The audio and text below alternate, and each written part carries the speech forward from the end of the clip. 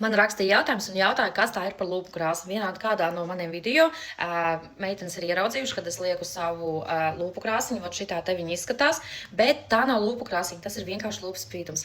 Te videos, ja es vienkārši lieku video zem mūzikas, kuras nekur nerunāju par to nestāstu, viņi izstāsta kā lūpu krāsa. Viņa ir ļoti forša, pastāties ļoti smuka un eleganta. Tad, kad attaisās vaļā, viņa izskatās tāda sarkana, bet viņa pavisam nav tāda sarkana. Viņai vienkārši tāds tonīs, mums ir divi, mums tāda sarkana un ir tāds korālītis vēl. Un ja viņu uzliek, tad, kad nav izsāra nekā,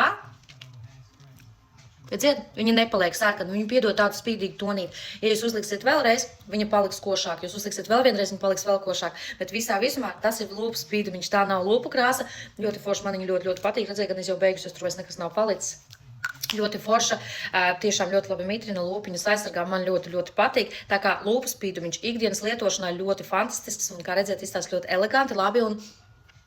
Nu, kamera, protams, skaistumu nenodod. Bet lūpu spīdumiņš mums ir šitāds, mums ir korālītī, un tagad mums arī vēl ir tās lūpu spīdumiņš, kuram nav krāsiņas, nav tonīts, viņš tikai piedod tādu foršu spīdumiņu. Bet to var pastīties mūsu mājaslapiņā. Tā kā tā. Ja vēl ir jautājumi, rakstiet, jautājiet, atbildēsim. Vai nu privāti, vai nu te, kā vienmēr, caur video.